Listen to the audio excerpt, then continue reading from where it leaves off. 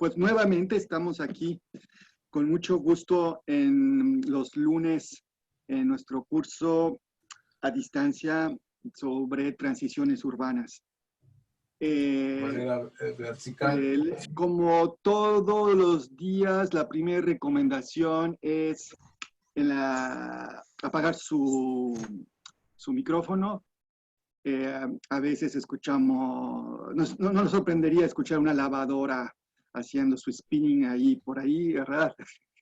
Y bueno, pues bueno, estamos muy contentos porque hoy tenemos como profesora invitada en este curso a nuestra amiga y colega y socia de la UAM, a la profesora Blanca Miedes, de la Universidad de Huelva, en la provincia de Andalucía, en España.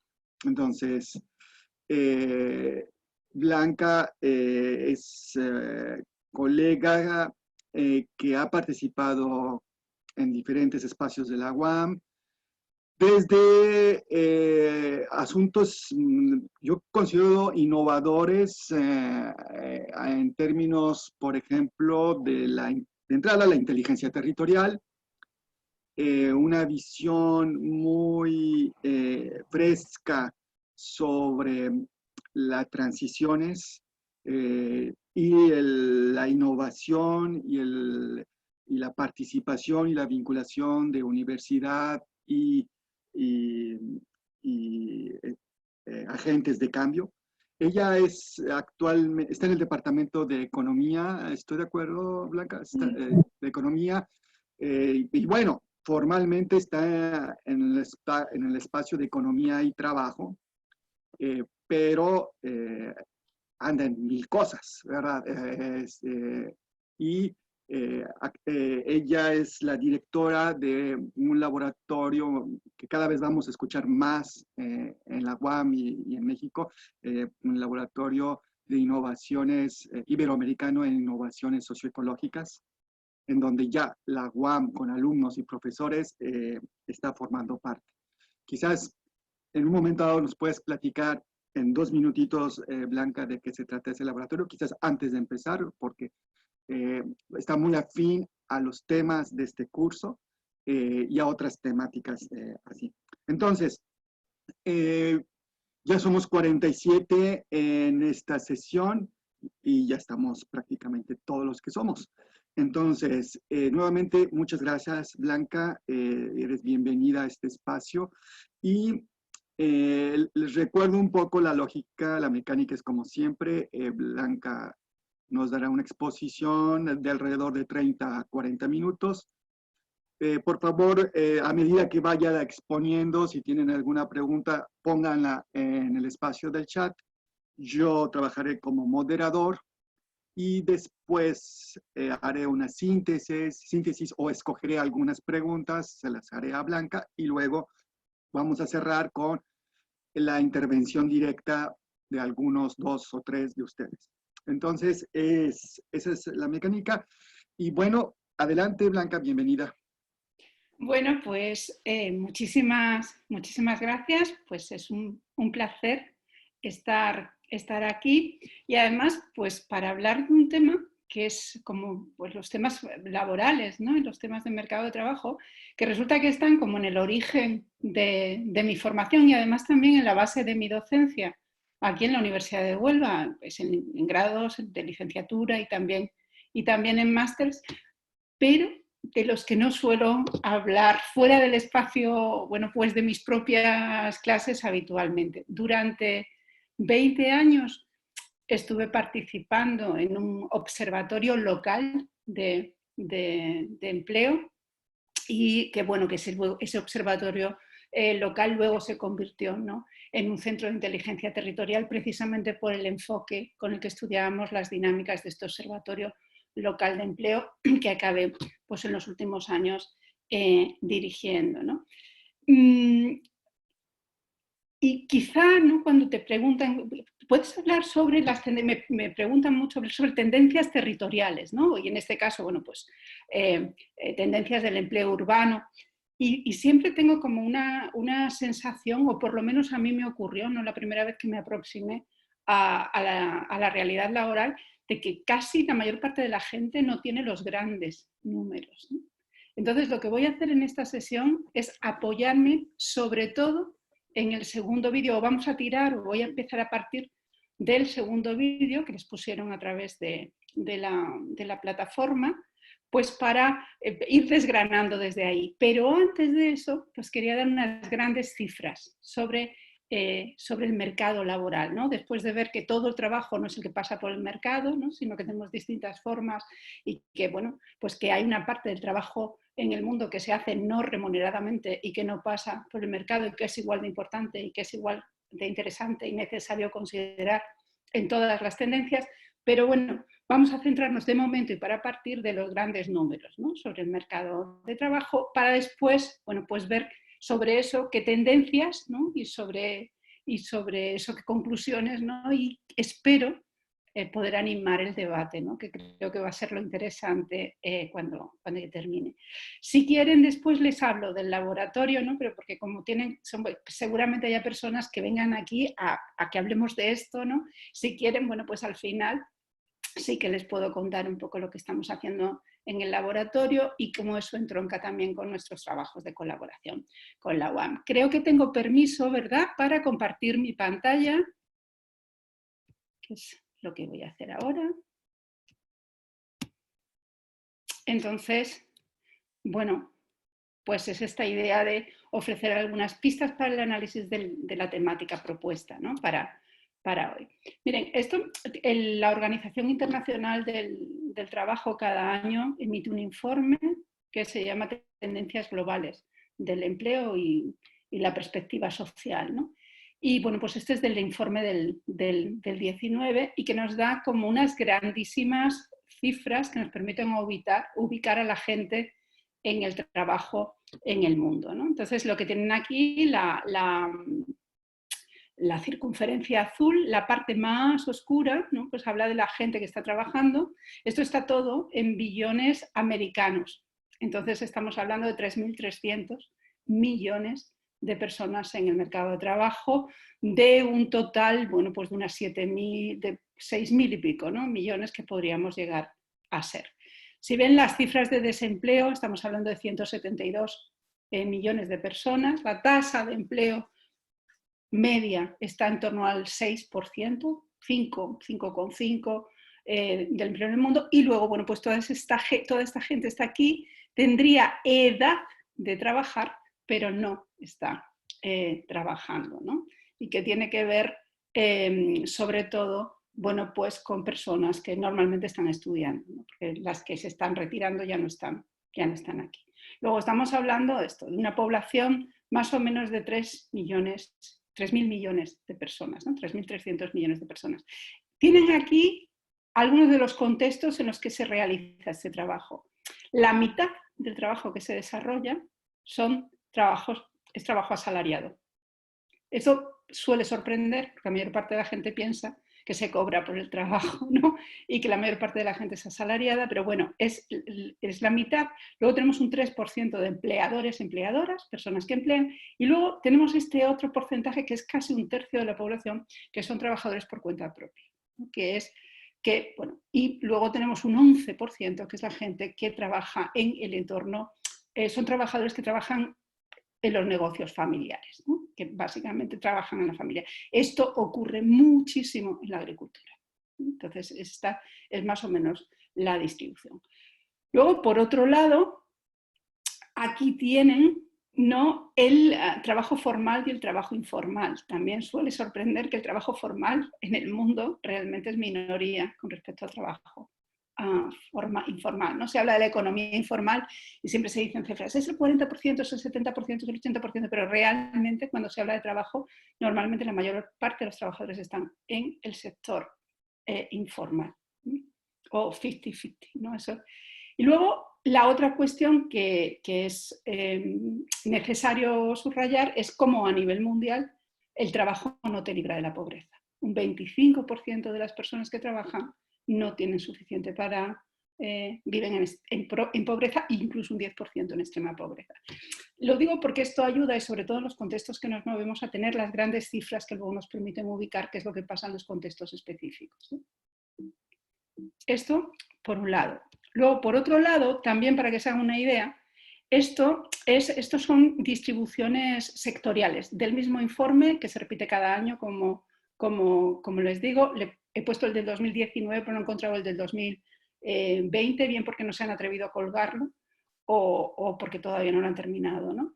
Pero bueno, aquí otro elemento que también es sorprendente, que es que todavía en el mundo el 28% de las personas viven de la agricultura. Tienen los datos del 91 y del 2018. Cuando yo empecé a estudiar estos temas, el 40%, más del 40% de la población en el mundo trabajaba en el ámbito de la agricultura, ¿no? Ahora estamos en un tercio, bueno, el 28%.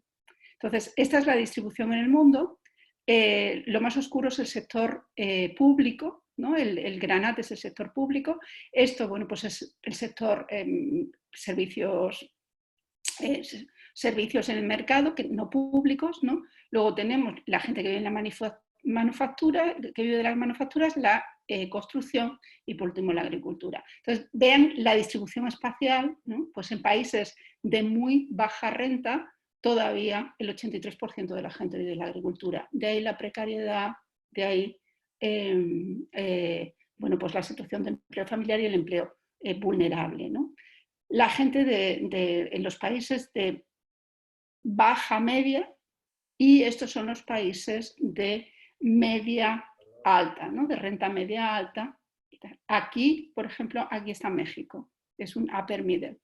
Y lo que ven es el salto tan enorme que ha pasado, que se ha dado en estos países en estos años, ¿no? en estos 20 y tantos años, el 48% al 22%, cómo se han crecido los servicios de mercado y cómo ha aumentado muy poquito lo público, ¿no? Y esto, bueno, pues ya son los países de alta renta, que lo que se ve, si ven, es más y más gente va trabajando al sector público y no menos, ¿no? Como se podría estar sospechando, ¿no? Por tendencias y por las cuestiones. Por eso yo creo que es interesante mirar los datos y tener una idea global. Otro dato de contexto, y este es para América Latina y el Caribe, ¿no? que tiene la distribución que decíamos antes, el upper middle income, aquí se sitúa México, por ejemplo, países como México están aquí, y aquí se ve, ¿no? Como hay pues, un 27% de las personas que trabajan por cuenta propia y normalmente pues, en unas condiciones de mucha vulnerabilidad, ¿no? Igual que los trabajadores que trabajan pues, en los contextos familiares. Bueno. Y este es otro elemento que hablábamos antes de la economía informal, ¿no? Y bueno, pues este es el último dato que les proporciono, que tiene que ver con cómo se relaciona el índice de pobreza multidimensional con el porcentaje de empleo informal. Y está clarísimo, ¿no? A más empleo informal, fíjense la situación de Honduras, Guatemala, bueno, México está aquí, ¿no? Más empleo informal, más índice de pobreza multidimensional. Bueno, pues esto era pues como el contexto, ¿no? De que no, como me pidieron un vídeo muy cortito, ¿no? Para la otra vez, un vídeo más corto, pues querer dar un contexto para las tendencias del empleo que empezábamos a discutir en el vídeo, ¿no? Yo creo que lo más importante con respecto a las tendencias del empleo es de dónde hemos ido viniendo, ¿no? Y bueno, y mirar esto pues como una perspectiva amplia, ¿no? Seguimos teniendo, porque yo creo que está como muy anclado también, y yo creo que ahí tienen mucha responsabilidad los analistas, ¿no? Del mercado de trabajo, seguimos teniendo unas visiones muy rígidas, ¿no? Lo que es el mercado de trabajo, y seguimos pensando casi cada vez que analizamos el mercado, ¿no? Nos sorprendemos de las cosas que pasan, ¿no? Pero yo creo que nos sorprendemos porque tenemos como esta mirada todavía casi fordista del mercado de trabajo, pues que estaba pensado para un contexto de expansión tecnológica creciente, para un contexto de producción masiva, de consumo masivo, con unas intenciones públicas y de los estados de bienestar muy redistribuidoras, ¿no? y sobre todo centrados, bueno, pues en un progreso y en un patrón de empleo de calidad, ¿no? Esta idea del trabajador, trabajadora para toda la vida en el mismo contexto, que acababa accediendo, bueno, pues a una prestación pública hasta que se muriera, y quedaba completamente protegido, quedaba ese capitalismo quedaba completamente bienestarizado, ¿no? Era un capitalismo de corte más social. Ahora nos movemos, y no es nuevo, sino que nos estamos moviendo casi desde los años 80, casi las fuerzas estas centrípetas, ¿no? Que tendrían que ver con la inclusión, se juntan con otras fuerzas. No es que sean unas u otras, es que son las dos a la vez, ¿no? Pero que es una lógica de la expulsión, ¿no? Que tiene que ver con que el capital se desentiende de las condiciones de reproducción de vida de las personas e intenta al máximo, o sea, intenta de cualquier manera tener como la menor vinculación y compromiso posible, bueno, pues con el ciclo de vida vital, ¿no? Y eso está muy conectado pues, con el crecimiento de las grandes corporaciones y cómo empiezan a regularse el trabajo en las mismas. Está muy conectado con esa idea de la financiarización y de que realmente toda la producción de valor o gran parte de la producción de valor en el mercado se va desconectando más y más y más del trabajo real de las personas, porque el valor se produce en otro sitio. Hay otro elemento que es paradójico, es que es como que hay menos dinero público, hay más dinero público disponible, pero realmente está basado en deuda, y todo el crecimiento económico no se traduce. Ese menos dinero público es relativo, en cuantitativo es más dinero público, pero en relativo, bueno, pues todos estos elementos de evasión de impuestos, los rescates financieros, bueno, guerras y otros procesos, bueno, han ido, ¿no?, mermando o sacando, ¿no?, o drenando mucho el dinero que podía estar público disponible para muchas cosas, pues no está, ¿no? Y en esa lógica de expulsión, pues todo esto acaba traduciéndose en el mercado, bueno, pues en la precariedad de las condiciones laborales. Luego, esto yo creo que sería la principal tendencia. Y lo que estamos viviendo es casi una exacerbación de esa expulsión.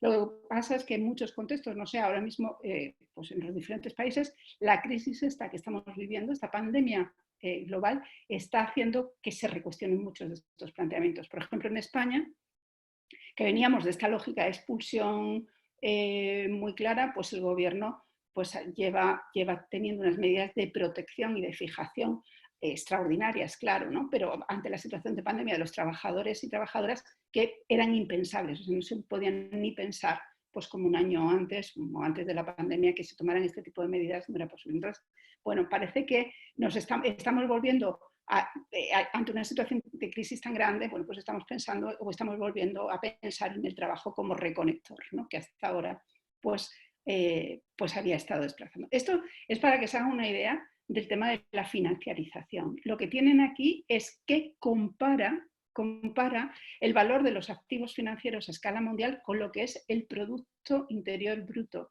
a escala mundial. Y esto, bueno, pues lo que quiere decir es que tenemos economías, bueno, pues en las que lo financiero y cómo se construye el valor, ¿no?, pues está muy despegada de lo que ocurre realmente en la economía real, ¿no?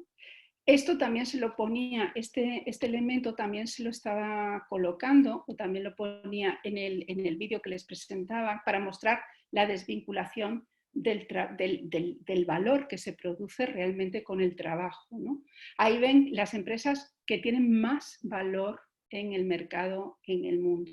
Entonces, Microsoft, y Amazon, y Apple, y Alphabet, pues Alphabet es la de Google, ¿no? Y Facebook, aquí estas empresas son ahora mismo las que tienen más valor en el mercado, y Apple es la más rentable, la que más beneficios tiene en función del capital invertido, ¿no? ¿Qué tienen en común todas estas empresas? Todas tienen en común que generan muy poco empleo, a la vez que son las que están acaparando la mayor parte de las transacciones, bueno, una parte importantísima de las transacciones que se producen. De hecho, hay estudios que dicen que entre estos elementos que tienen en la pantalla, pues Alibaba, Amazon, pues Google, Tencent, todas estas empresas que tienen aquí, canalizan el 20% de nuestras actividades, ¿no? Y sin embargo, en términos de generación de empleo, son muy, muy pobres. Otro estudio del World Bank en el 2016 decía que 500 compañías controlan el 37% del PIB mundial, pero solo generan el 2% del empleo. Entonces, bueno, estamos en este contexto. Hay gente que está hablando ahora de economía de la atención, porque ¿qué tienen en común estas Amazon, estas Apple, estas Facebook y este Google, que son las que tienen más valor en el mercado? Pues que después de todo lo que están haciendo es vivir de la atención que les prestamos, porque su gran negocio no es vender un producto determinado, sino vender la audiencia que consiguen en la plataforma.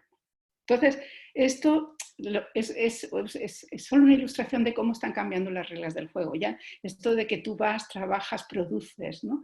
Y con ese, bueno, pues ese producto genera un valor y ese valor pues después se vende en el mercado y la diferencia es el beneficio y a ti te pagan tu salario. Eso ha cambiado radicalmente porque el valor se está produciendo de formas que se nos escapan y que se nos salen de las manos, ¿no? Entonces, bueno, ahí cuáles son las tendencias que estamos observando. Pues estamos observando pues, todo esto que estoy comentando, ¿no? La financiarización, estamos observando el elemento tecnológico y también la automatización. Estamos perdiendo el vínculo entre el lugar y la generación de beneficios o los lugares específicos y concretos y el beneficio o la producción de valor, porque eso también se hace en la nube. Hay mucho público, es decir, cada vez más y más y más tenemos más fondos, o sea, tenemos más fondos, aunque proporcionalmente menos, tenemos más fondos en el sector público, pero lo gestionamos con reglas privadas y eso afecta mucho, mucho, mucho a la gestión de las ciudades. Pues las ciudades se empiezan a ordenar y se empiezan a gestionar o se están gestionando desde hace ya tiempo, bueno, pues con unos criterios mercantiles, ¿no? o de gestión empresarial que se alejan también de los intereses públicos en muchas ocasiones, ¿no? Y bueno, pues todas estas tensiones al final también se están traduciendo, pues, de hecho, desde que el valor del trabajo ya no es tanto, pues lo que tenemos ahí es una gran pérdida del poder de negociación y una mayor precarización de los empleos. Entonces, les hablaba también en el vídeo, ¿no? De cómo esta tecnología, por un lado, provoca como dos grandes, otra polarización, ¿no? Otra de muchas, que es que cada vez es posible automatizar muchísimos más procesos y rutinizar muchísimos más procesos y tener, digamos, la necesidad de que sean muy pocas personas las que estén al control, ¿no? Eso en todo lo automatizable, pero luego hay un montón de cosas que no son automatizables y que sobre todo tienen que ver con los servicios, bueno, de lo que tienen los servicios para la vida, ¿no? Hasta ahora, pues cómo nos estamos moviendo, cómo nos estamos alimentando. Claro, ahí está lo que aparece, bueno, pues este elemento que aparece ahí como la uberización de la economía, ¿no? La idea esta de que, bueno, pues en estos contextos de mayor complejidad en el que salen nuevas necesidades, etcétera, la tecnología nos está permitiendo una prestación de servicios muy personalizada, ¿no? Pues como todo el que conoce Uber sabe esto cómo funciona, todo el que pide comida a domicilio a través de plataformas sabe cómo funciona y esto al final lo que se está convirtiendo, bueno, pues es en una ultra flexibilización laboral porque ahora ya ni siquiera, aunque de más en más hay más sentencias y más sentencias de la justicia laboral, ¿no? Que dice que sí que hay un contrato o sea que sí que hay un contrato, aunque es encubierto, ¿no? Entre los trabajadores, por ejemplo, los repartidores de comida a domicilio y Globo, me parece que fue la última sentencia en España, decía que no son trabajadores autónomos y que son trabajadores de la empresa. Pero esto está tardando, ¿no? Y no es en todos los países en el que se están reconociendo estas situaciones. Luego, esta economía geek, al final lo que es una digitalización de toda la informalidad y que además, bueno, pues es muy típica, es muy característica en los contextos urbanos, ¿no? Sobre todo porque va llegando mucha gente y esas inmigraciones masivas del crecimiento poblacional, por un lado, da lugar a nuevas necesidades y por otro lado a gente, bueno, pues que tiene que entrar por las rendijas, ¿no? O por como pueda en el sistema. decía, ¿no? Bueno, pues esto, ¿qué consecuencias tiene? Pues en la calidad de vida, en cómo estamos viviendo en las ciudades. La inseguridad financiera, y además esto afecta no solo a las personas que viven en precariedad o en situaciones más informales, ¿no? Sino que como hay una propia formalización, ¿no? Una normalización de todo esto, pues al final pues la inseguridad financiera, la falta de protección social, la falta de beneficios sociales en general, las jornadas interminables, intermitentes, ¿no?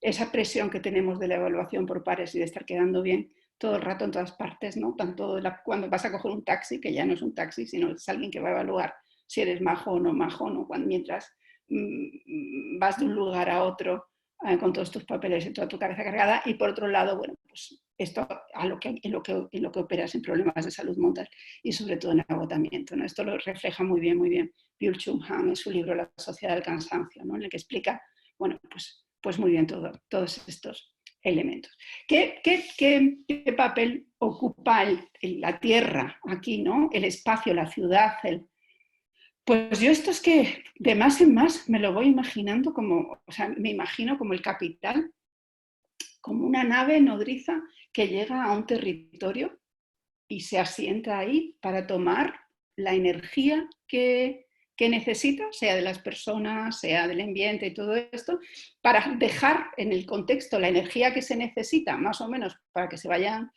fluyendo las cosas de la mejor manera posible, y luego pues como también, ¿no? Como un gran extractor, absorber esa energía, ¿no? Porque los lugares, por ejemplo, como Santa Fe, en Ciudad de México, son como muy ilustrativos, ¿no? De cómo puede funcionar una cosa así, como un enclave de apoyo técnico a un sistema económico que se va a mover, pues, por ejemplo, en esta ciudad global, pero voy a operar desde ahí como un nodo jerárquico, como un nodo para una red jerárquica en toda América, ¿no? Entonces es como que llego y aterrizo y lo que necesito es tocar tierra.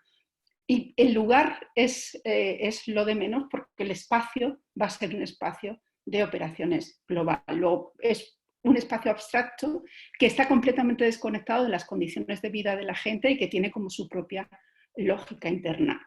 Eso, por un lado, está desconectado de lo social, y por otro lado, está desconectado completamente, bueno, pues del entorno natural en el que se asienta. Entonces, cuando la gente dice, nos vamos a Marte, yo siempre pienso, pues sí, podríais perfectamente, si es que da igual. O sea, te vas con todo el aparato, pones la nave, haces lo que tengas que hacer, generas la tensión y luego extraes, ¿no? Es como una suerte de minería, ¿no? Entonces, bueno, lo comentábamos en el vídeo, pues está esta cuestión de la ciudad fragmentada, porque toda esta polarización socioeconómica confluye con todo el resto de tendencias que se producen, ¿no? De otras características que al final afectan a la vida urbana, como ese incremento de la informalidad, al final, bueno, sobre todo teniendo que ver, bueno, pues con el precio de la vivienda, acaba segregándose espacialmente en unas determinadas condiciones, como además, bueno, pues de más en más, pues las desigualdades en última instancia pues tienen esos efectos, ¿no? Bueno, pues despertar la ira colectiva y la violencia y la inseguridad, y al final eso perpetúa la idea del amurallamiento, ¿no? De los espacios muralla, ¿no? Entonces, bueno, estos elementos están ahí y confluyen en la cuestión de la fragmentación. No hablé en la presentación porque no tenía tiempo, claro, de esta cuestión que es cómo de alguna manera esto tiene transversales sociales muy fuertes, ¿no? Por edad, por ejemplo, los jóvenes se están encontrando con un mercado de trabajo ya en estas condiciones, ¿no? Porque todavía personas de mi generación han tenido oportunidad de vivir otras condiciones y están en otro régimen de protección. Pero las personas que llegan a los mercados de trabajo se están encontrando ya en esta lógica con el ventilador, ¿no? Con la lógica de la expulsión más que otra cosa, ¿no? Y, por ejemplo, en el contexto de esta crisis COVID, hemos podido ver, ¿no? cómo realmente las condiciones en las que estamos viviendo tienen una transversal de género también muy potente, ¿no? Cómo las mujeres están mayoritariamente en el trabajo sanitario, en España tenemos más mujeres médicos, ¿no? Médicas que hombres, pero sobre todo tenemos muchísimas más enfermeras, ¿no? Entonces, y sobre todo muchas más auxiliares de clínica. Luego las mujeres están en el trabajo sanitario de cuidados y en los servicios esenciales, pero en los más precarizados, ¿no? Toda esta crisis también ha puesto en el centro que nos tenemos que cuidar los unos a los otros, ¿no? Alguien decía al comienzo de esto, bueno, es que estoy aquí, pero estoy en casa, pero es que hay una lavadora puesta. Bueno, pues es que esto es lo que pasa. Es que cuando estamos en nuestros trabajos, que se ponen lavadoras no se ve, pero cuando estamos en casa se ve, ¿no? Y todo esto está permitiendo, bueno, y una cosa que está poniendo en el centro, y esto también es muy urbano, muy urbano, muy urbano, es el tema de la precarización de las personas que trabajan, de las trabajadoras de hogar, ¿no? De las empleadas en los hogares, que eso es como un capítulo aparte sobre qué es lo que ha pasado en esta crisis con estas personas que nos cuidan mayoritariamente, mujeres, ¿no? Y luego está la cuestión del teletrabajo y cómo, bueno, pues dentro de estas grandes tendencias, el teletrabajo de la que se hablaba mucho pero no terminaba de despegar, ha acabado despegando, pero con unas consecuencias, bueno, primero no está regulado y por lo tanto bueno, se está regulando a marchas forzadas, pero también ha puesto muy de manifiesto, bueno, pues cuáles son las tensiones para las personas que están cuidando, que son principalmente mujeres en las casas, de esta cuestión del teletrabajo. Luego, lo que quiero decir con esto es que son elementos que están ahí, son tendencias que están ahí, por ejemplo, la crisis ha puesto muy de manifiesto, ¿no? Que todos estos elementos y que la cuestión de pensar, por ejemplo, en términos de teletrabajemos, ¿no? Pues no está resuelta si no somos capaces de resolver todavía la cuestión de los cuidados. Y que tenemos elementos sobre los que estamos construyendo. Pues, por ejemplo, se habla muchísimo en España de cómo se incorporaron las mujeres en el mercado de trabajo en los últimos 20 años. Es verdad, pero a costa de dejar a otras señoras en casa, ¿no? A hacer estas tareas en unas condiciones muy precarias. Luego, cuando se asocia la urbanización también a la emancipación del empleo femenino, ¿del femenino de quién? ¿No? ¿De qué señoras son las que se están emancipando y cuáles son las que no? Y por supuesto hay otra transversal muy fuerte que tampoco tenemos tiempo aquí, pero podemos entrar en el debate si quieren, que es toda la cuestión de la población inmigrante, sobre todo la nueva que llega y que no está documentada como, bueno, pues acaban siendo pues quienes están quienes sufren las consecuencias de todo este proceso, porque entran o vienen llamados, sobre todo, pues normalmente las personas migrantes se mueven a los sitios que están migrando y que están creciendo de alguna manera, y ellos mismos son necesarios para esa expansión económica, ¿no? Y para la emancipación de otros grupos, pero siempre de forma subordinada. Cuando ese crecimiento se estabiliza, normalmente la tensión es, bueno, pues tratarlos como prescindibles y que la gente vuelva a casa, ¿no? Entonces, bueno, en el vídeo terminaba hablando de, bueno, este es un panorama umbrío, por decirlo de alguna manera, desde el punto de vista de las condiciones laborales de la gente, sobre todo porque está muy demostrado y sobre todo en los contextos de países de renta media, como los que están ahí en el centro, emergentes, que están generando mucho empleo. Estaba diciendo que se me ha ido la idea al entretenerme con los países de renta media. Bueno, da igual. El caso es que cuando hablamos de tendencias, yo al final del vídeo les proponía, ¿no? Y hablaba de esto, de la tendencia hacia lo colaborativo emancipatorio, en un panorama muy umbrío, decía, en el que los salarios reales han venido muy contenidos, pero muy contenidos. En los últimos 20 años no crecen los salarios reales. Es más, en países como los que estábamos mencionando, incluso han caído los salarios reales.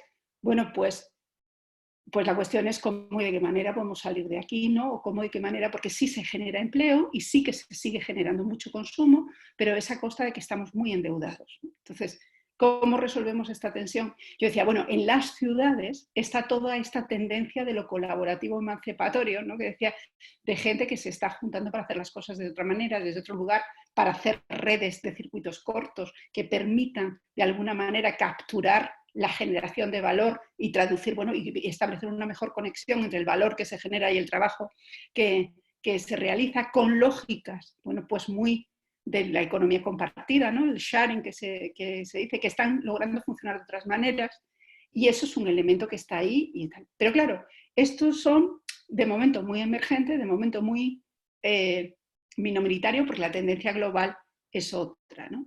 Y es ahí donde yo creo que entra bien el debate sobre la renta básica.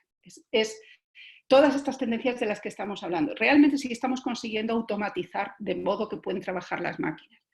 Sí, y se necesita menos trabajo, por un lado. Por otro lado, si estamos generando valor, somos capaces de generar valor en las nubes, que es difícil explicar cómo se genera el valor que se genera, pero se genera, porque solo esta gente que dice que habla del capitalismo casino, pues casi es eso lo que está pasando, ¿no? Entonces, sí se está generando ese valor en las nubes, y a la vez, bueno, pues se va observando una precarización de las condiciones de vida. Es decir, si el problema no es una producción de valor, sino cómo llega a la gente, pues a lo mejor la cuestión de la renta básica, que yo sé que es muy controvertida, sobre todo en países como México, porque las propuestas de renta básica han venido desde lugares pues que a lo mejor no tenían o no plantean toda la confianza, ¿no? O por los planteamientos eran muy otros, ¿no? Entonces, bueno, aquí no sé si luego van a tener esta presentación larga, y con 2 minutos que me quedan, son esta transparencia y otra, y ya termino. Sería como el planteamiento, ¿no? Hasta ahora, ¿cómo hemos venido funcionando? Bueno, pues aquí están las familias, ¿no? Que se capacitaban de alguna manera, que adquirían un know-how, un saber hacer, y era lo que llamábamos capital humano, ¿no? Y pues a través de la educación, capital humano. Claro, eso lo que implicaba, teníamos una tecnología y una forma, bueno, pues unos modos de producción que de alguna manera permitían individualizar la productividad. Este produce 3 piezas, este otro 4, o este hace tal cosa, este hace otra. Y eso, bueno, pues era la forma en la que llegamos al mercado de trabajo. Tú llegabas con tus competencias, se suponía, con tu productividad incorporada, y ahí entrabas en un proceso laboral en el que se generaba un valor monetario. Y este valor monetario se traducía, por un lado, en salarios que volvían a las familias, que realimentaban su ciclo de formación de capital, etc., o se iba a los beneficios, el valor monetario se iba a los beneficios, y estos beneficios bien se reinvertían en la generación de valor monetario, o bien a través del sistema financiero se convertían en una riqueza acumulada que estaban ahí. En cualquier caso, tanto de los beneficios como de los salarios, sobre todo en los estados de bienestar modernos de después de la Segunda Guerra Mundial, aparecen ahí los impuestos del Estado, ¿no? Y los impuestos del Estado, una parte se invertían también en el flujo, mejorar las infraestructuras, etcétera, y otra parte iban a través de la distribución a las familias. Y esto tenía pues un flujo de energía y residuos con el sistema que estaba muy desequilibrado, y esto era lo que había. Y básicamente así nos hemos venido moviendo. Claro, ¿qué es lo que pasa ahora? Ahora pasan muchas cosas, ¿no? Lo primero es que ya no está tan claro que las competencias, o sea, el tipo de trabajos que estamos desarrollando, ya no está tan claro, ¿no? Que sea fácil identificar quién hace qué, cómo y de qué manera, y tú cuánto contribuyes al proceso, ¿no? Eso es bastante más difuso. Pero bueno, en cualquier caso, seguimos llegando al mercado de trabajo, nos siguen dando, bueno, pues a quienes podemos, unos salarios, ¿no? Que vuelven a la familia. ¿Qué está cambiando? Está cambiando también que de esa parte, ¿no? Que antes iba y se convertía de esa parte de generación de valor que antes iba y se convertía en beneficios, ahora esos beneficios van al sistema financiero, y dentro del sistema financiero establecen un ciclo, y desde ahí se va generando más y más y más riqueza, desconectado, ¿no? Esa idea de que el 1% tiene lo que la mitad, o sea, que el 1% tiene el 50%, ¿no? Esto se va aumentando. Además ocurre, como les decía antes, con lo de la economía de la atención, que el valor monetario que se está generando aquí no solo se produce, bueno, con empleo y productividad, sino que aquí estamos nosotros, ¿no? Con nuestro ocio generando, pues, cuando ves Netflix, por ejemplo, estás generando un valor ingente, ¿no? Entonces, hay quien dice, bueno, lo que podemos hacer en esta situación es, dado que gran parte del crecimiento de renta, no estamos hablando de la riqueza acumulada, sino gran parte de la renta se está produciendo de esta manera y gran parte del valor monetario que se genera aquí se genera con la colaboración de todo el mundo, bueno, pues sería un buen argumento decir que sea de esta nube, de ahí, por ejemplo, los impuestos, tasa Tobin y todo esto, que sea de esta nube de la que pudiera salir un impuesto básico, ¿no? Para o sea, una renta básica, ¿no? Y, bueno, de esa manera, y también que pudiera, de alguna manera, bueno, pues el tema, la base impositiva sobre esa riqueza, sobre este flujo, también a través de impuestos ambientales contribuir al balance de todo esto, ¿no? Entonces, este sería como el argumento para poner en marcha una renta básica que permitiera en un momento dado, por lo menos a nivel de debate sobre eso, que permitiera en un momento dado, bueno, pues cambiar las condiciones de vida y repensar el trabajo en otras condiciones. Y aquí lo dejo. Muchas gracias. Perfecto, muchas gracias, Blanca. Muy ilustrativo, muy didáctico. Esta parte última, ya sabes que lo de la renta, el ingreso básico universal es un súper tema, muy a propósito de estas fechas que ha dado que hablar en Francia, en México, en España, en otros lados, todo esto. Bueno, pues, ok, pasamos a la etapa de preguntas, comentarios de todos los participantes. Y bueno, tenemos una intervención de José Manuel Ramírez, que te pregunta, Blanca, algo sobre los sindicatos. Dice, los sindicatos y las cooperativas que buscan defender los derechos de los trabajadores. Entonces, la pregunta es, ¿se fortalecen a partir de la actual pandemia ante la tendencia global de la hiperflexibilidad laboral? Vaya, si quisiera refrasearla es, en esta contingencia muy particular en términos de flexibilidad, de precarización, teletrabajo, ¿qué papel o cuál es la reacción que has visto, observado de los sindicatos ante el derecho del trabajo? Aprovecho para comentar dos intervenciones más. Claro, no sé si conozcas a la profesora Nora Morales. Dice, me encantó esta aplicación en cápsula visual. Claro, lo visual es. Luego tenemos de la profesora Concepción, supongo. Creo que no terminó. Sí. Ok, la pregunta es, toda esta última para que la tendencia es la disminución de los trabajos formales y el incremento de los informales. La pregunta, ¿qué sucede con el paradigma de que una buena carrera profesional es una opción para la posibilidad de una vida laboral? Entonces, si quieres, Blanca, reaccionas más bien, y vemos qué pasa.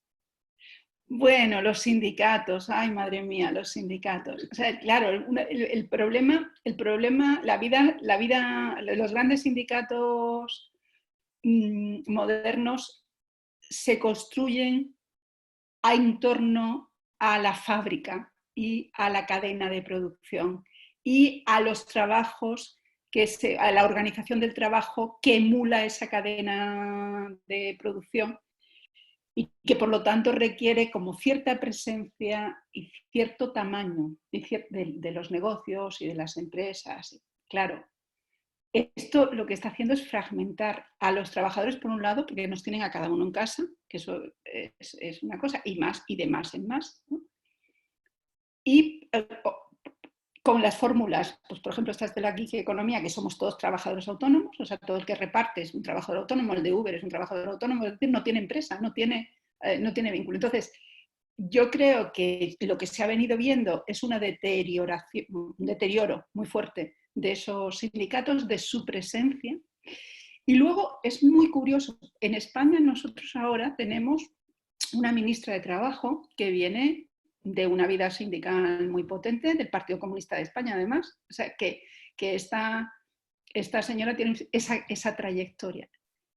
y está llegando a unos acuerdos muy potentes con los empresarios y empresarias en estas cuestiones. Pero, por ejemplo, en comunicación política, en los periódicos, todo esto, lo que se habla es de los acuerdos del gobierno con los empresarios, ni siquiera con las empresarias, ni con el empresariado, sino el gobierno con los empresarios. Y los sindicatos están como desaparecidos en combate. Está claro que esta ministra representa esto, ¿no? O sea, representa, pero es como que está completamente, yo creo que están muy, muy desdibujados, ¿no? Porque tienen también como otros problemas internos de modernización, de aceptar que estamos en otras circunstancias. Eso es lo que creo con respecto a los sindicatos. Con respecto a los trabajos formales e informales. Es que yo creo que se están produciendo dos cosas a la vez, es decir, hay una informalización muy fuerte y luego hay procesos de formalización también. Lo que pasa es que para mí el gran problema es que lo formal está tomando las características de lo informal. Es decir, que la frontera, que es que no es que tú digas, bueno, antes había pues este mercado primario y este mercado más secundario, y en el mercado primario tenías una protección y entonces te conseguías colar en el mercado primario, pues estabas relativamente protegido, relativamente seguro. Ahora el problema es que no es que los empleos informales vayan ganando, es que lo formal cada vez es más informal. Entonces va a haber un momento que es que ni siquiera la distinción. Entonces es ahí donde estamos. Por eso la propuesta, porque los sistemas de protección social estaban ligados al trabajo y sobre todo al trabajo que ocupaba parte en tu vida. Por eso el debate de la renta básica universal o el ingreso, hay gente que habla de ingreso mínimo vital, yo qué sé, hay fórmulas muy, muy, muy diversas, pero sí, por eso mismo, porque lo formal y lo informal están perdiendo frontera para peor, es por lo que hay que empezar a pensar nuevas fórmulas, ¿no? Y lo de la carrera para toda la vida, lo de la carrera y el mejor enganche en el mercado de trabajo. Está demostradísimo.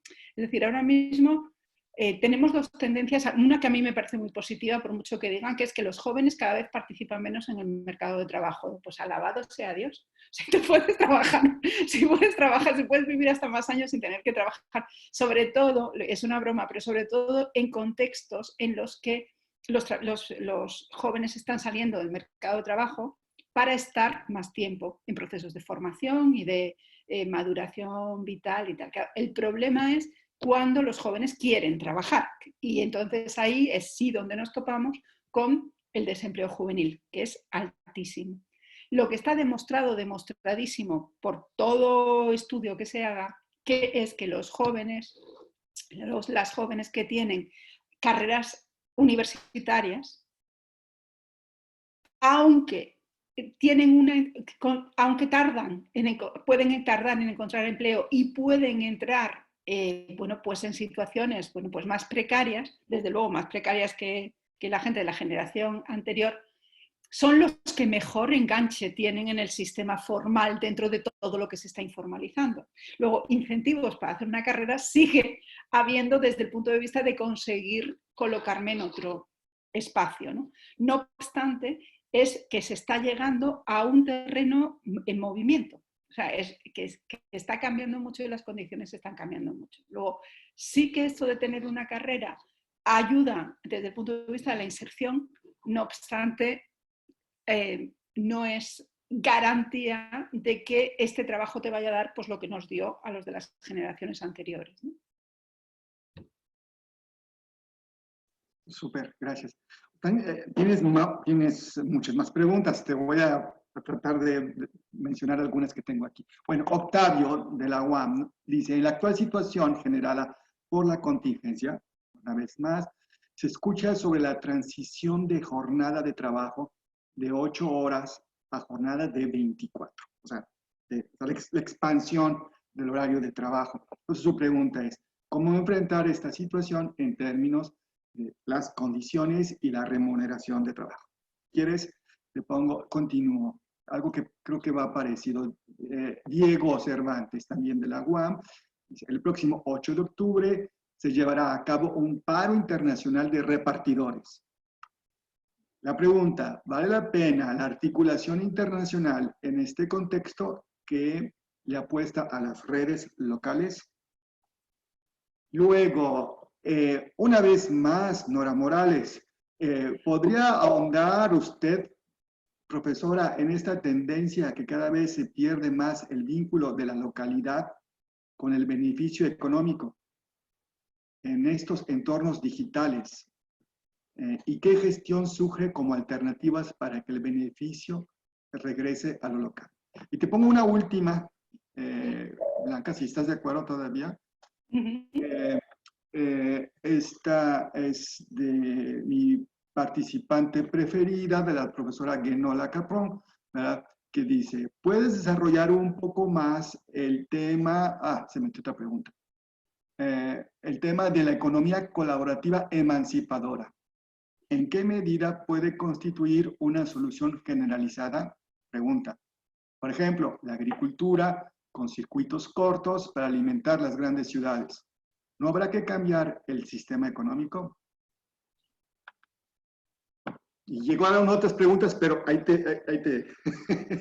Bueno, sí, a ver, lo del teletrabajo, por supuesto, es que supone, es como que cuidado con lo que deseas porque se puede cumplir, ¿no? Entonces, lo que necesitamos es aprender a regular el teletrabajo.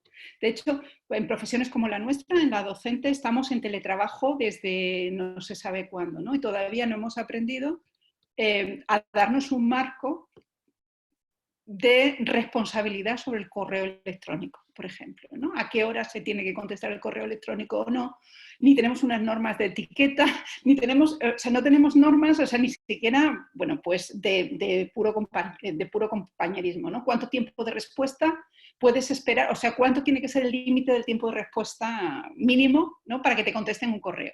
Ningún correo se debería contestar antes de las 48 horas y viviríamos todos mucho más felices y el mundo no se pararía. Sin embargo, no tenemos ni esas reglas básicas. Entonces, yo creo que esto nos obliga muy claramente a repensar toda la cuestión del teletrabajo y a ponernos marcos en los tiempos, ¿no? Y eso, si el trabajo, después de todo, lo decía en la unidad 1 que les envié, ¿no? Al final, el trabajo es el tiempo que empleamos en producción de bienes y servicios que necesitamos para la vida. Entonces, todo esto tiene que ver con una regulación del tiempo. Y yo creo que en el teletrabajo sería de lo menos complicado que no estuviéramos trabajando 24 horas. Eso sería lo menos complicado, sería como lo más fácil, porque los medios tecnológicos aquí sí que pueden ayudar un montón a limitar los abusos, en este caso, ¿no? sobre las voluntades y a permitir una flexibilidad de organización de tiempo que necesitas cuando estás en casa y por lo menos tienes que estar cuidando, ¿no? a otras personas. No sé si contesto, pero es que por si acaso dejar más tiempo o si no, pues hay una contrarréplica a esto. Luego está la cuestión del 8 de octubre y la huelga de repartidores. Es que yo creo que, bueno, y además en los contextos urbanos, es que mucha gente come de esos repartidores, ¿no? Entonces yo creo, y más en la pandemia, entonces yo creo que es como un momento de mucha fuerza como para que se haga ese espacio de decir, oye, a ver, que te llegue la comida depende de que yo te la lleve. Entonces, a ver si se aprovecha esta oportunidad como para regular esta situación, ¿no? Pues porque es que es increíble, o sea, son condiciones de trabajo increíblemente precarias, ¿no? Entonces, pues desde ahí es esa posibilidad. De todas formas, lo que yo defiendo, y eso creo que conecta con la pregunta última, ¿no? Sobre la economía colaborativa, lo que yo defiendo son plataformas digitales locales. Es decir, que seamos capaces dentro de los... A ver, entendámonos, no es volver a un espacio autárquico, pero es volver a un espacio de subsidiariedad en el sentido de que lo que nos podamos, ¿no? O de lo que nos podamos proveer en estos contextos, pues vamos a ver cómo articulamos los mercados locales, que estaría conectada con la pregunta que hacía Nora Morales sobre cómo ligar el beneficio al territorio. Yo creo que tenemos que ser como más conscientes de los circuitos cortos, de lo que tenemos. de visibilizar los circuitos cortos, las oportunidades y de utilizar las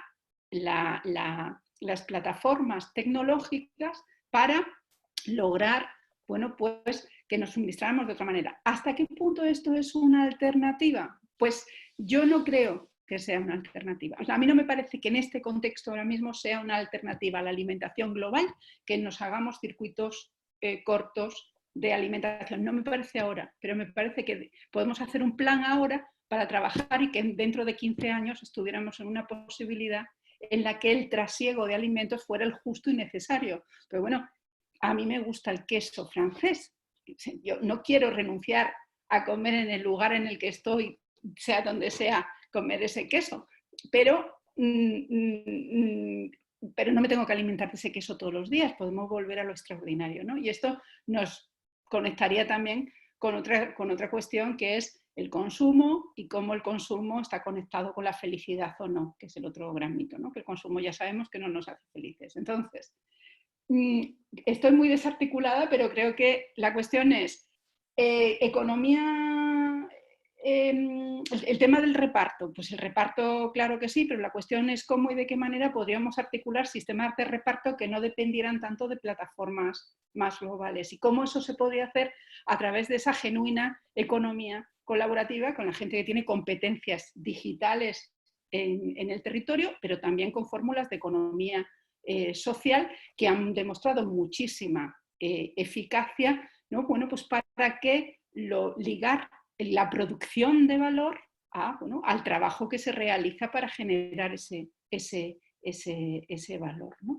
Y la cuestión de esa deslocalización es que ahora mismo el capital necesita tocar tierra muy poquito. Es que le hace falta muy poca tierra. De hecho, cuando se habla de las grandes ciudades, que es donde se concentra, ¿no? En las grandes ciudades que se están concentrando esas producciones de valor, es que no ocupan ni el 3% de la tierra. Que tienen muchos habitantes, sí, pero esos enclaves ni siquiera generan un grandísimo empleo, generan empleo local en esa zona, pero no irradian un gran empleo, como hemos visto con ese 0,02%. Luego, ¿qué elementos hay ahí? Pues yo no sé, y a lo mejor esto entronca con la idea del laboratorio con el que estamos trabajando, ¿no?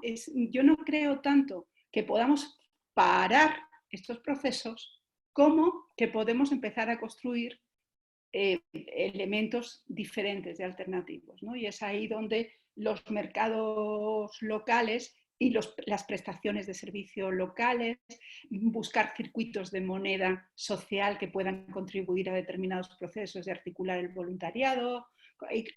Nosotros hablamos de como pequeñas acupunturas o intervenciones locales que bien conectadas podrían empezar a generar espacios alternativos potentes, ¿no? Que permitieran, bueno, pues visibilizar que las cosas pueden ser de otra manera. Gracias, Blanca. Bueno, Claudia, es una pregunta que creo que ya acabas de responder. Justo hablaba sobre cómo hacer más competitivas estas redes locales. Creo que está bien atendida la pregunta, a menos que quieras agregar algo más.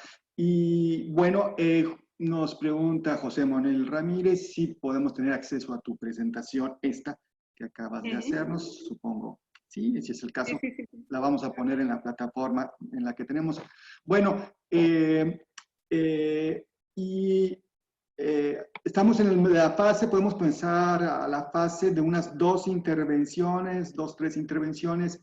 Si alguien quiere tomar la palabra y hacerle algún comentario, una pregunta directamente a Blanca sobre el tema, si alguien se anima, puede hacerlo. Yo tengo una en lo que alguien se anima.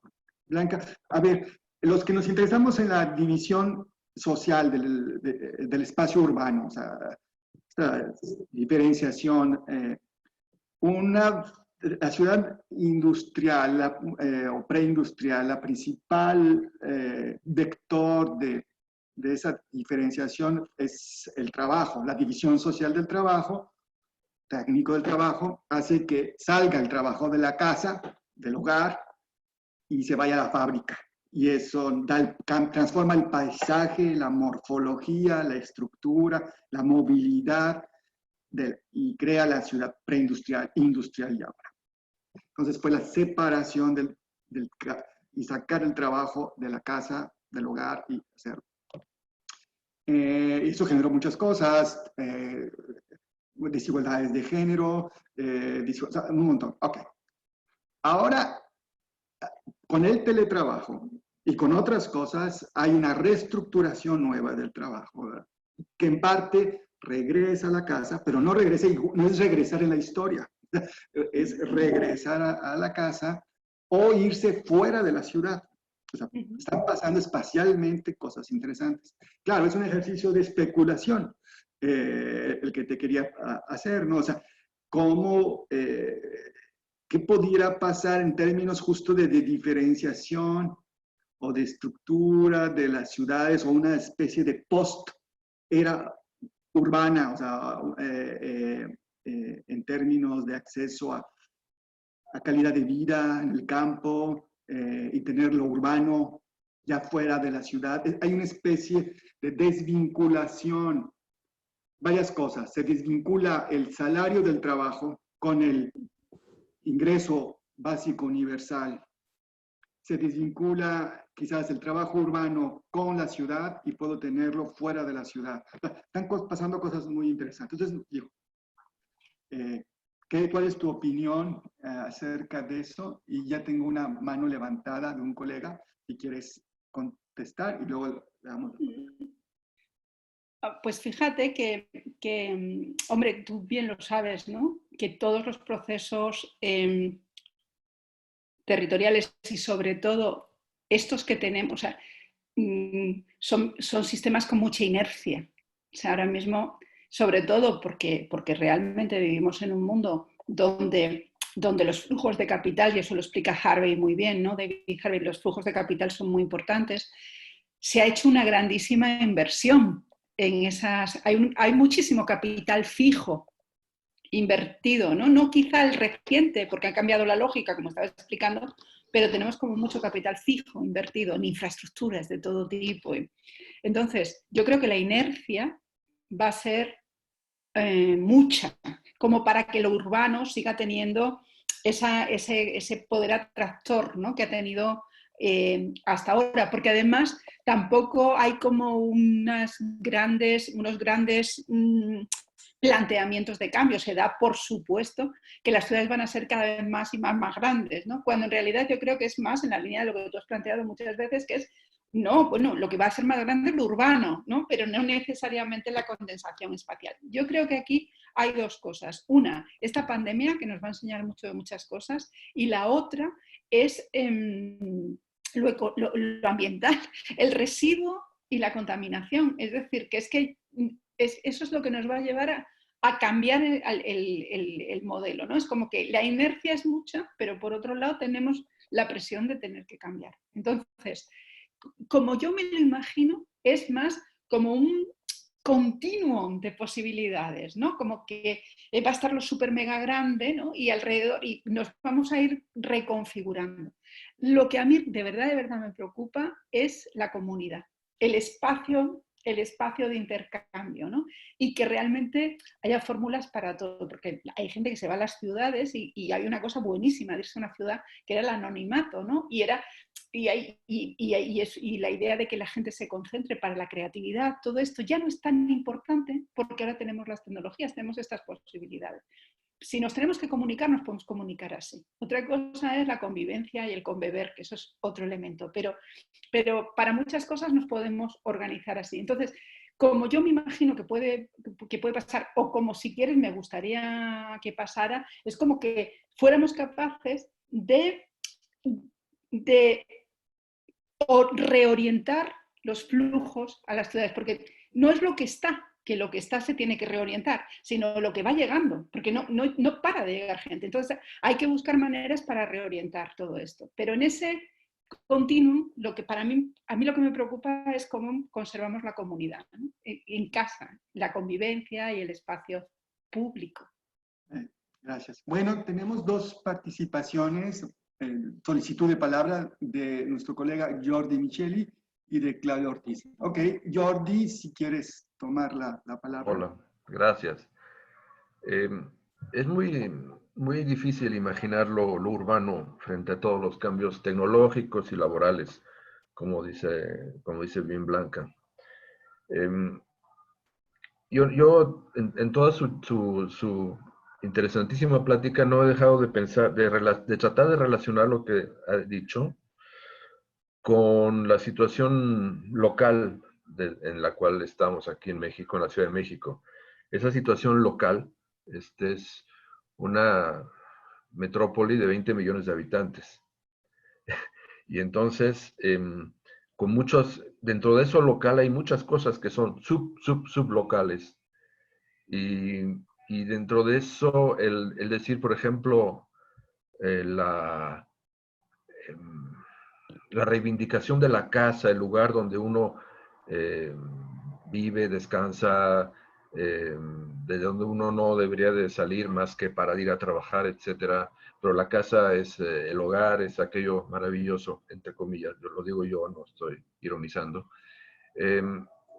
Pues en la Ciudad de México, zona metropolitana, 10 millones Ciudad de México y 10 millones Estado de México, en números redondos, pues la idea de casa es otra, ¿no?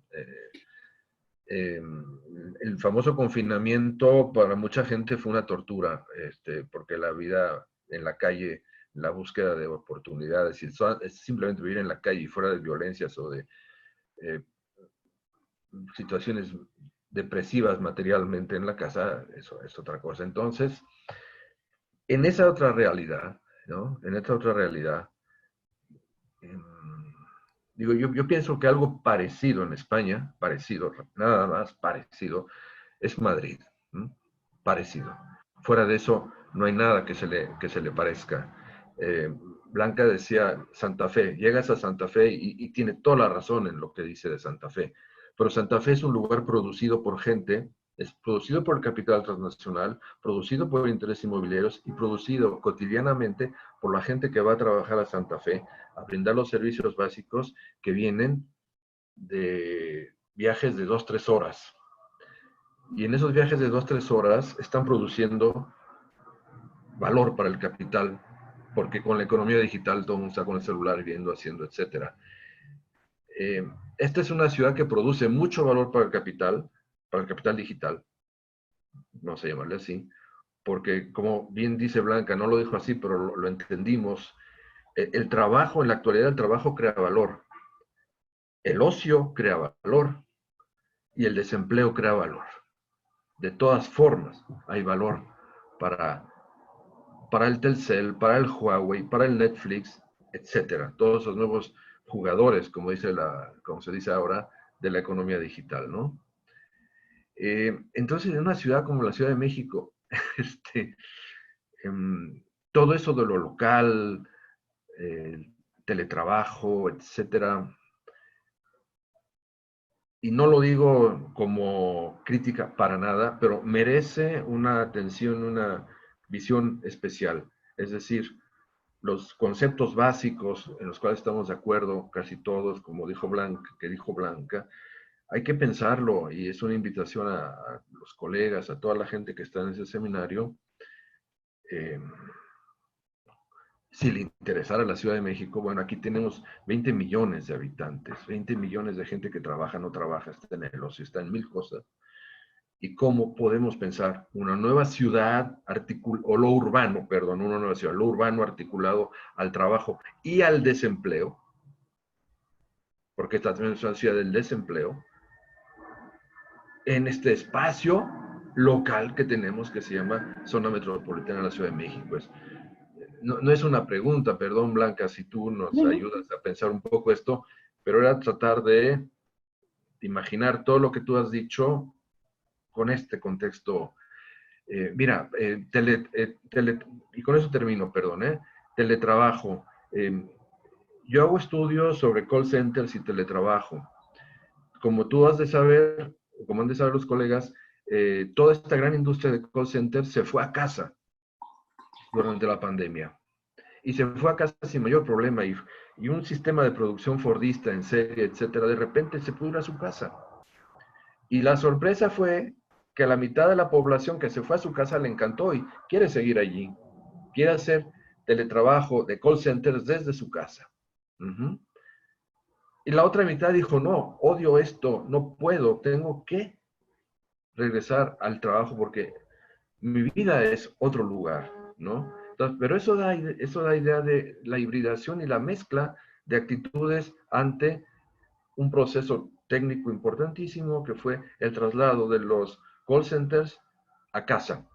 Y que fue un proceso internacional. En algunos lugares no se quiso, no se pudo. Irónicamente, Japón fue donde menos se quiso y se pudo, por la costumbre japonesa de que aquí los secretos se quedan en la industria y no te los llevas a tu casa, ¿no? Pero en otros lugares sí que se pudo. Y aquí el tema sindical, bueno, tomó, cuando se pudo, y en España es igual, tomó un poco idea de qué es lo que pasó y qué es lo que hay que mantener como reglas laborales básicas, de dignidad del trabajo, derechos laborales, etcétera, de esta experiencia del call center a casa, porque el call center es trabajo industrializado, de servicios preindustrializados, ¿no? Y esto en la Ciudad de México fue así, el gran evento, ¿no? Entonces, esas mezclas valen la pena ser analizadas y estudiadas como parte de la matriz del cambio urbano, a partir del trabajo y del no trabajo, porque van juntas. Gracias. Pues muchísimas gracias. No sabes cuánto te agradezco esto porque es cierto. Yo empecé diciendo como puntos para el análisis, ¿no? Porque la complejidad es muchísima, ¿no? O sea, ya es compleja la transición laboral porque son muchas transiciones de muchos lugares y porque estamos en diferentes puntos, eso está claro, ¿no? Y luego en esa complejidad de lo que hay en un espacio como Ciudad de México, de 20 millones de habitantes, donde pasa de todo, ¿no? Y a todas horas, y simultáneamente. Y está lo global y lo local y lo sublocal y lo familiar y todo eso. Y además, yo creo que has mencionado algo muy interesante, que es el tema de la libertad. El tema de de tener oportunidades, si quiero me quedo en casa, de tener oportunidad, si quiero poder trabajar en otro contexto. Entonces yo creo que fíjate que ahí, en cómo se transita a todo esto, yo no veo posible que ahora digamos, cambiamos las reglas del juego y vamos a otro lugar, precisamente por toda la complejidad de la que se está hablando, ¿no? Pero ahí pues la gente que trabaja en diseño de la transición, precisamente lo que está haciendo es tratar de desentrañar, ¿no? ¿En qué consiste esa complejidad? ¿Quiénes son los actores involucrados e interesados en el proceso? ¿Qué posibilidades? ¿Qué situaciones? Y yo creo que lo que necesitamos es conocer más profundamente precisamente lo que acabas de decir. Conocer muy precisamente quiénes son esos actores en el juego, qué quiere cada cual y qué posibilidades hay, ¿no? ¿Qué mentalidades a propósito de todo esto, ¿no? Y con eso quizá podemos empezar a hacer algo. Y yo pienso que también das la pista, creo que muy bien, ¿no? Que esto no es a todo el mundo, sino dónde es posible. El call center ha hecho una modificación, ¿vale? ¿A quién satisface, a quién nos satisface y qué aprendemos de eso? Volvemos a lo mismo, es que también ahora tenemos que salir de la planificación estratégica que teníamos antes. Cambiemos esto de aquí, hacemos un plan y 10 años, que no se cumplía nunca el plan, lógicamente, porque las cosas cambiaban. Asumir que ya no es una lógica de plan y es asumir una lógica de aprendizaje. ¿Qué aprendemos de esta? ¿Qué aprendemos de la siguiente? ¿Qué aprendemos de la siguiente? Y que de verdad ese aprendizaje seamos capaces de desentrañarlo, por un lado, y de ¿cómo decirlo? Y de transmitírnoslo, ¿no? De tener espacios, tener buenos repositorios de aprendizajes globales, ¿no? Más sistematizados que los que tenemos para aprender cómo podemos transitar en otros lugares. Pero la complejidad es enorme precisamente porque creo que lo clave es lo que acabas de decir, que es que los intereses de la gente y los gustos y los deseos y los modos de vida también son muy diferentes. Muy bien, gracias, Blanca. Bueno, creo que estamos acercándonos al cierre y le damos la palabra a Claudia Ortiz, si es que todavía está ahí. Hola, Blanca. Oye, yo nada más quería, es rápida, quería que profundizaras un poquito. Ya sé que no lo hiciste en la presentación porque no daba tiempo, pero a mí me interesaba mucho saber más sobre la cuestión de género, las desigualdades que de por sí siempre se han generado específicamente en las tareas de cuidados. Y si tú has pensado algunas maneras en cómo, porque estas son tareas que generan valor, ¿no? No es un valor monetario, pero son tareas necesarias para el sostenimiento de la vida, ¿no? O sea, gracias a que la mujer cuide a los hijos, digamos, pues quizá el varón puede trabajar, o quizá trabaja y además cuida a los hijos, o porque los abuelos ayudan, los dos pueden trabajar, etc. Son tareas entonces que generan valor, aunque no sea un valor monetario, pero son indispensables. Entonces, nada más quería que profundizaras un poco sobre si tú has pensado algunas maneras en que esto se pudiera incorporar a esta visión pues de generación de valor, no quiero decir productiva, porque lo productivo se involucra inmediatamente con la cuestión monetaria, tanto en las condiciones de la antigua normalidad, digamos, y más ahora, ¿no? Porque ahora se ha acentuado ese sobrepeso de tareas sobre las mujeres que tienen que trabajar, al mismo tiempo ver a los hijos, ver a alguien que está enfermo, etcétera. Y si quizá podría ir por el lado de este ingreso, de esta renta básica, o no sé, ¿qué ideas tienes al respecto? ¿Cuánto tiempo tenéis? Yo mucho, pero los demás quizá no. Muchas gracias, Claudia, por la pregunta. Yo creo que eso es lo que quise dejar claro. Lo que pasa es que me parecía a lo mejor como que para el debate ahora, por eso solo he metido una transparencia de género, digo, por si alguien quiere que tire del hilo y hablamos, ¿no? Pero la primera presentación, el primer videíto que os preparé, tenía que ver, quería introducir la cuestión del trabajo en toda... O sea, vamos a ver, si el trabajo son las actividades, el tiempo que dedicamos a la producción de bienes y servicios que nos son necesarios para la vida, si el trabajo es eso, lo primero es cuidar de los espacios y de los cuerpos. Es decir, que somos seres interdependientes, somos interdependientes, ¿no? Pero desde luego somos interdependientes entre nosotros. Para empezar, para nacer necesitas dos. Da igual, aunque sean donando uno u otro, ¿no? Pero ya se necesitan dos. Y para que un bebé prospere medianamente necesita unos cuantos años de cuidado y atención clara. Y no digamos, y ahí no se acaba, todo el mundo tiene que ser cuidado, todo el mundo. Yo necesito que me cuiden. Y todo el mundo. Entonces, es más, el ser más dependiente del planeta, hasta hace 10 años, una cosa así, era el varón anglosajón de entre 40 y 50 años, que no sabía hacer nada que le sirviera para estar vivo. Entonces, todo el mundo necesita, o sea, lo que no tenemos que internalizar es que, y luego las encuestas de tiempo nos dicen que el tiempo que dedicamos a cuidados, que no es el de autorreproducir, no es el de lavarte, ducharte, comer y dormir, no, el que dedicamos a cuidados de otras personas y de los espacios es aproximadamente el mismo que se dedica al trabajo externo, el mismo. Solo que el 73% de ese trabajo lo hacen las mujeres. Y esto es tiempo. Como es tiempo, ahí hay un conflicto de tiempo, porque sí, o estoy machacada, que es lo que estamos, en España las mujeres se han incorporado masivamente al mercado de trabajo y todo esto, pero a costa de la doble y triple jornada. Entonces, o sea, lo que nos tiene que entrar en la cabeza en todo esto es que lo mismo que somos ecodependientes y que la contaminación no nos deja respirar y que por lo tanto o lo arreglamos o nos morimos, de la misma manera tenemos que saber que todo el mundo, o sea, internalizar que todo el mundo para estar aquí tiene que estar cuidado. Entonces, el trabajo doméstico es que, no solo es esta cuestión esencial de que para estar viva se necesita que se haga, sino que económicamente tiene unas consecuencias tremendas. O sea, es que si tú sustraes el trabajo doméstico de este sistema, se cae.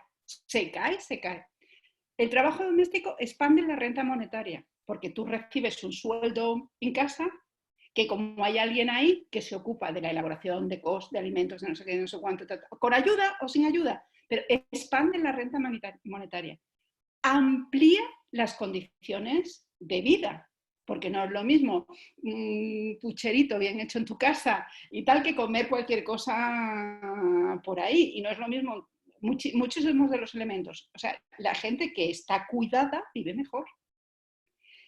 El trabajo en casa se educa al personal y se le cuida la salud. O sea, es el mayor productor de capital humano que dicen los economistas.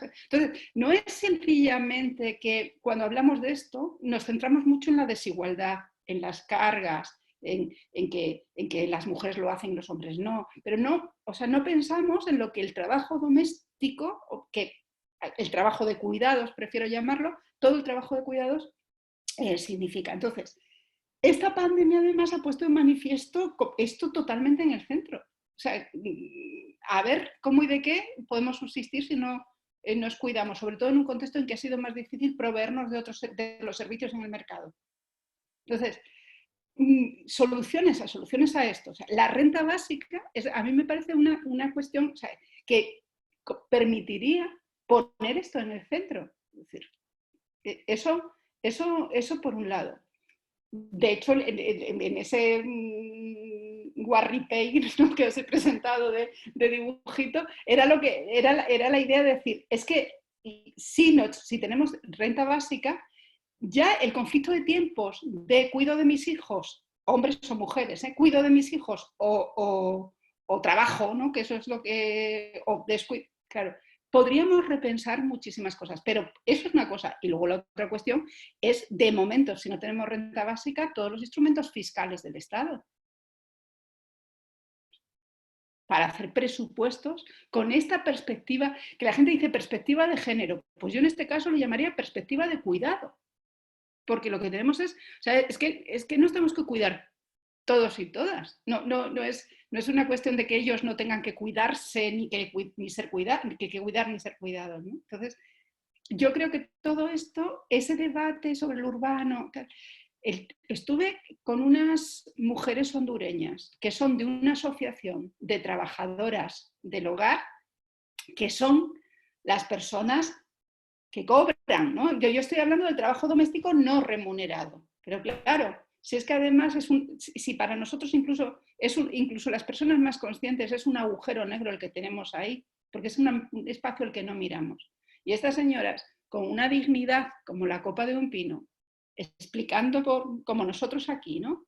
En qué circunstancias se encontraban ellas en la pandemia, ¿no? Y tú dices, bueno, es que como ni siquiera somos importantes, tenemos conciencia de lo que es importante, pues ahí tenemos a las trabajadoras, por ejemplo, que trabajan en esos sectores en las condiciones en las que tenemos. Luego, dos cosas, cuestiones fiscales, ¿no?, presupuesto con base fiscal, y la otra, prestar muchísima más atención a la regulación de ese trabajo dentro del marco del mercado, ¿no?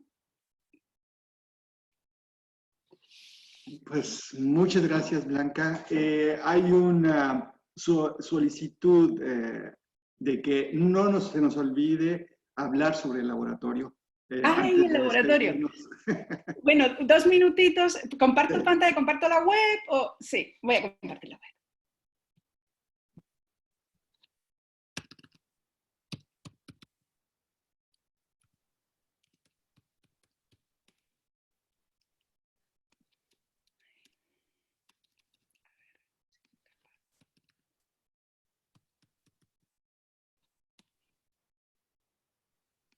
Aquí, voilà. Perdón, ya estoy.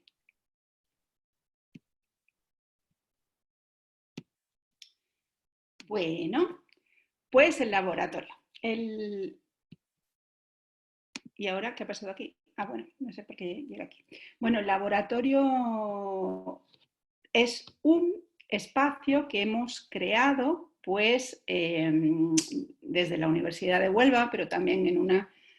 con toda la colaboración, ¿no?, de la Autónoma Metropolitana, de la gente del LAST, bueno, pues con Salomón, y también está Nora, Nora Morales y Rafa Calderón y Laura Quirós y varios colegas de aquí de la Universidad de Huelva, y es un espacio que hemos creado que se llama Laboratorio Iberoamericano de Innovación Socioecológica, que está incluido en un marco más amplio, que es el Observatorio La Rábida de Desarrollo Sostenible y Cambio Climático para Iberoamérica. Yo no sé si conocen la SEGIP, pero es la Secretaría General Iberoamericana, que es un espacio de diálogo entre todos los países iberoamericanos, que hacen cumbres cada 2 años y todas estas cuestiones, y el observatorio realmente es un espacio para articular el diálogo sobre los temas estos de desarrollo sostenible y cambio climático. Entonces, eso es un espacio, el observatorio, digo, muy institucional, ¿no? Y que tiene mucho que ver, bueno, pues con las reuniones ministeriales y las interministeriales y todas estas cuestiones que ellos se cuentan los unos a los otros. Ahora que no está grabándose esto y no me oye nadie. Y dentro de esto, ¿no?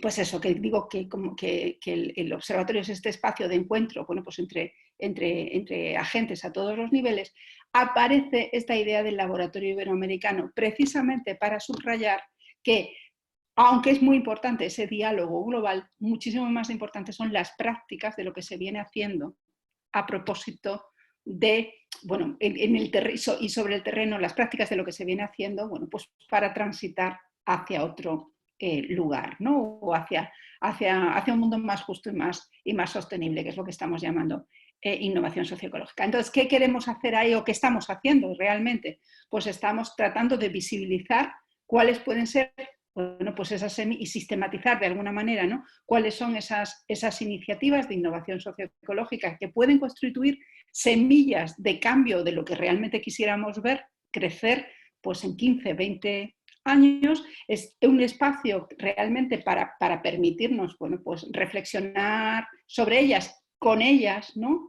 Y también para ellas y sobre todo pues visibilizar y analizar hasta qué punto tienen un impacto transformador. Y, bueno, pues el otro elemento es la comunidad de aprendizaje. Entonces, por un lado, visibilizarlas, por otro lado, ver qué aprendemos, qué podemos aprender de ellas sobre ese impacto transformador y, por otro lado, ver que ellas pueden, cómo podemos, ¿no? De alguna manera, pues ofrecerles aprendizajes o crear un espacio de coaprendizaje.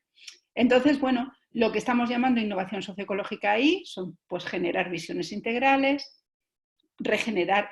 Lo que estamos buscando son iniciativas que tengan simultáneamente y conscientemente objetivos sociales y objetivos ecológicos a la vez y que además de alguna manera con su práctica transformen de alguna forma, por pequeña que sea, las relaciones de poder en el espacio en el que están.